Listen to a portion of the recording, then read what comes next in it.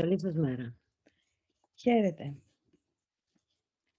Σήμερα είναι μια μέρα που μπορούμε να τα αφήσουμε όλα επάνω του. Είναι από αυτές τις ωραίες μέρες που λέμε τι καλά που θα ήταν κάποιος και να αναλάμβανε τα πάντα για μένα. Λίγο να ξεκουραστώ, λίγο να νιώσω εσωτερική ησυχία, λίγο να μην έχω φόβο και αγωνία και άγχος και αν θα γίνουν ή δεν θα γίνουν τα πράγματα. Μια τέτοια μέρα είναι η σημερινή. Καλώς ορίσατε στο μάθημα 109. Αναπαύομαι στο Θεό σήμερα.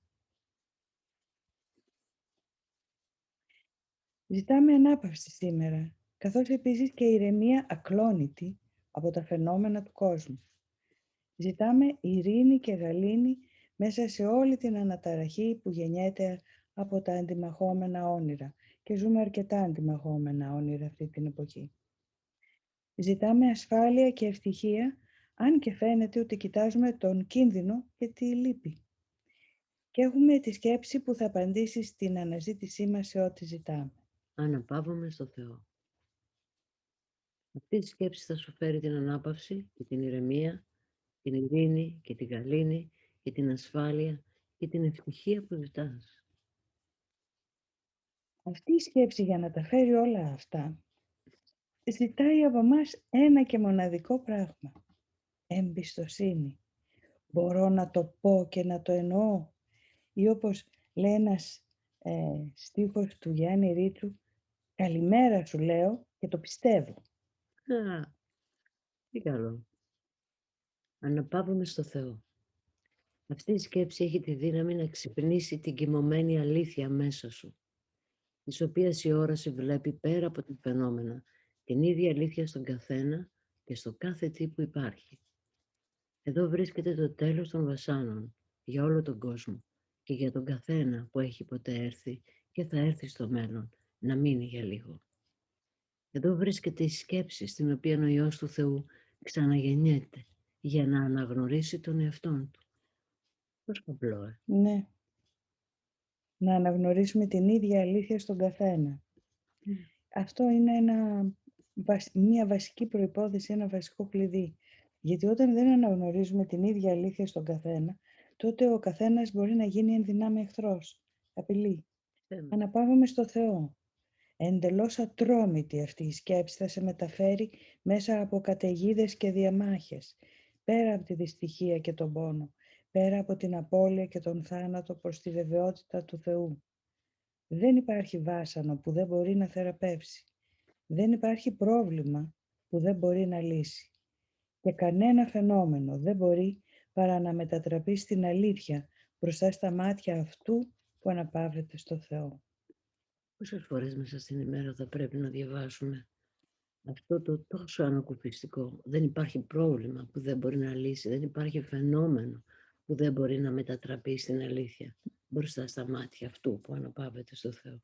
Δηλαδή, όποια πρόκληση και αν συναντήσουμε, το να στραφεί ο νους μας σε αυτή την αλήθεια είναι μια άμεση ανακούφιση από οποιαδήποτε ταραχή, αγωνία, φόβο, θανάτου ή απώλειας. Και αναγνωρίζω ότι υπάρχει μια άλλη δύναμη, η οποία μας κρατάει όλους. Μας κρατάει όλους στην αγκαλιά. Σήμερα είναι η μέρα της ειρήνης. Αναπαύεσαι στο Θεό και ενώ ο κόσμος είναι διαιρεμένος από τους ανέμους του μίσους, η ανάπαυσή σου παραμένει εντελώς ανενόχλητη. Δική σου είναι η ανάπαυση της αλήθειας. Τα φαινόμενα δεν μπορούν να σε ενοχλήσουν με την παρουσία τους. Προσκαλείς τους πάντες να ενωθούν μαζί σου στην ανάπαυσή σου και αυτοί θα σε ακούσουν και θα έρθουν σε σένα επειδή αναπαύεσαι στο Θεό. Δεν θα ακούσουν άλλη φωνή παρά τη δική σου, επειδή έδωσες τη φωνή σου στο Θεό και τώρα αναπαύεσαι σε Αυτόν και τον αφήνεις να μιλά μέσα από σένα. Εδώ μας λέει Για το φάρο. ακριβώς ότι μπορούμε να είμαστε ένας φάρος μέσα από τον τρόπο που μιλάμε, μέσα από τον τρόπο που διαχειριζόμαστε οποιαδήποτε κατάσταση. Η στάση μας είναι μια διδασκαλία. Πάντα μπορούμε να διδάξουμε το φόβο ή την ενότητα. μπορούμε να διδάξουμε την εμπιστοσύνη του αναπαύομαι στο Θεό ή την αγωνία και την αντιπαλότητα. Κάθε τι που κάνουμε είναι μια διδασκαλία. Και πρώτα σε εμάς. Οπότε μας λέει για άλλη μια φορά σήμερα ότι ο λόγος, αυτό που θα εκφέρεις, αυτό που θα πεις, ο τρόπος που θα σταθείς απέναντι στους άλλους, είναι ένα μήνυμα που θέλω να δώσεις εκ μέρους μου. Και πρώτος το εισπράττεις εσύ. Βεβαίως, Αφού το δίνω και το λαμβάνω, είναι το ίδιο. στην αλήθεια. Όταν αναπαύομαι λοιπόν στο Θεό, δεν έχω ούτε φροντίδες, ούτε ανησυχίες, ούτε βάρη, ούτε άγχος, ούτε πόνο, ούτε φόβους για μέλλον, ούτε τύψεις για το παρελθόν.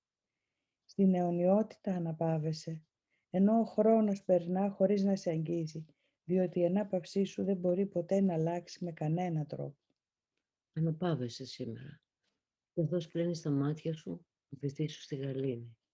Αν σε αυτές τις περιόδους ανάπαυλας και ανάπαυσης να καθησυχάσουν το νου σου, ότι όλες οι ξέφρενες φαντασίες του δεν ήταν παρά τα όνειρα του πυρετού που έχει πια περάσει. Άφησε το νου σου να μείνει ακίνητος και αποδέξου με ευγνωμοσύνη τη θεραπεία σου. Άρα τρομακτικά όνειρα δεν θα έρθουν πια τώρα που αναπαύεσαι στο Θεό. Αφιέρωσε χρόνο σήμερα να αποσυρθείς από τα όνειρα και να εισέλθεις στην ειρήνη.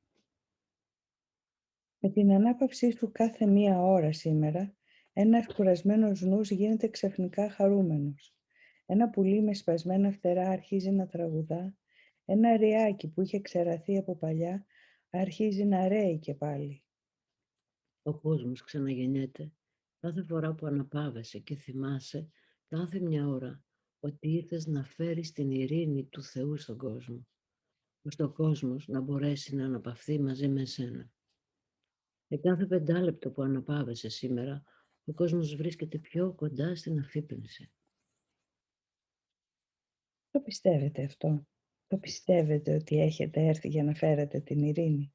Ίσως σας φαίνεται πολύ μεγαλειώδες, ίσως σας φαίνεται υπερβολικό ή βρίσκετε τον εαυτό σας έναν κοινό ασήμαντο άνθρωπο. Γιατί να έχω ένα τόσο σπουδαίο έργο? Και όμως το έχουμε. Και να σκεφτούμε τον Ιησού, ο οποίος ακριβώς αυτό έκανε και αυτό είπε. Ήρθα να φέρω, σας δίνω από την ειρήνη μου, είπε. Επίσης είπε ότι ό,τι κάνω εγώ μπορείτε να το κάνετε κι εσείς. Αλλά αυτό το έχει πάρει το εγώ και είχε αναφερθεί στα θαύματα που έκανε. Που έδωσε φως στους τυφλούς κλπ. Ενώ εννοεί και αυτό, Ακριβώς αυτή την αδιατάρακτη ειρήνη.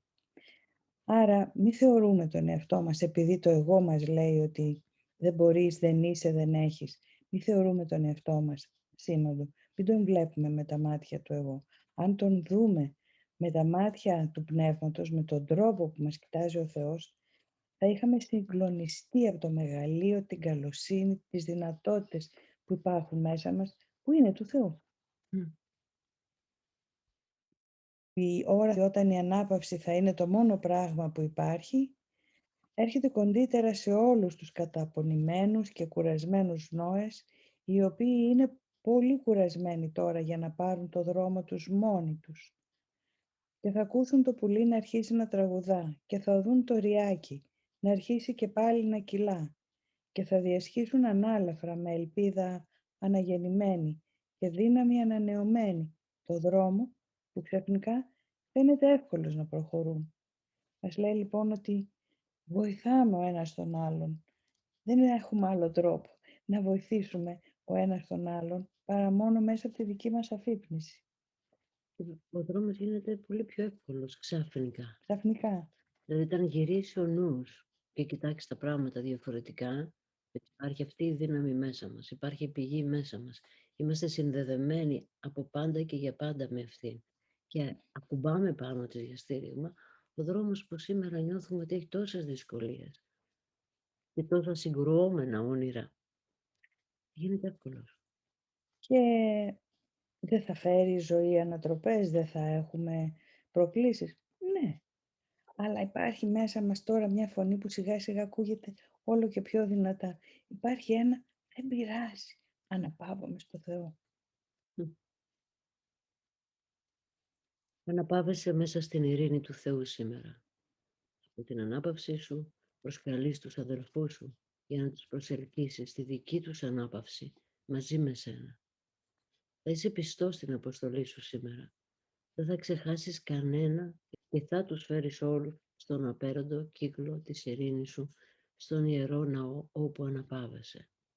Άνοιξε τις πόρτες του ναού και άσε τους να έρθουν από τα πέρατα του κόσμου και από κοντά επίσης, τους μακρινούς σου αδερφούς και τους πιο στενούς σου φίλους.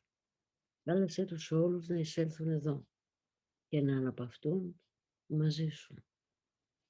Είναι ένα απέραντο εκκλησίασμα γύρω μας, αν εμείς θελήσουμε να γίνουμε ιερείς και ιέριες.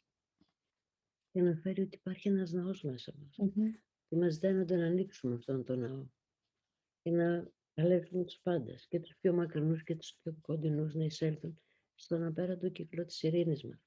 Για να τα λέει όμως αυτά η Ουλία μου δεν σημαίνει ότι είναι ήδη εδώ. Ακριβώς. Αυτό είναι το εφαρμόσιμο μήνυμα. Ότι όλα αυτά δεν χρειάζεται να κάνω προσπάθεια για να τα κατασκευάσω, όπως έχουμε κάνει προσπάθειες για να κατασκευάσουμε τόσα άλλα καλούδια στη ζωή μας. Αυτά είναι έτοιμα. Είναι μαζί μας εκεί που είμαστε. Αναπάβεσαι μέσα στην ειρήνη του Θεού σήμερα, γαλήνιος και ατάραχος. Κάθε αδερφός έρχεται να βρει την ανάπαυσή του και του την προσφέρεις. Αναπαυόμαστε εδώ μαζί, διότι έτσι η ανάπαυσή μας ολοκληρώνεται και ό,τι δίνουμε σήμερα το έχουμε ήδη λάβει. Ο χρόνος δεν είναι ο φύλακας αυτού που δίνουμε σήμερα.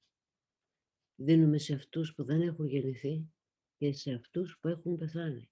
Σε κάθε σκέψη του Θεού και στο νου στον οποίο αυτές οι σκέψεις γεννήθηκαν και αναπαύονται. Και τους υπενθυμίζουμε τον τόπο ανάπαυσής τους.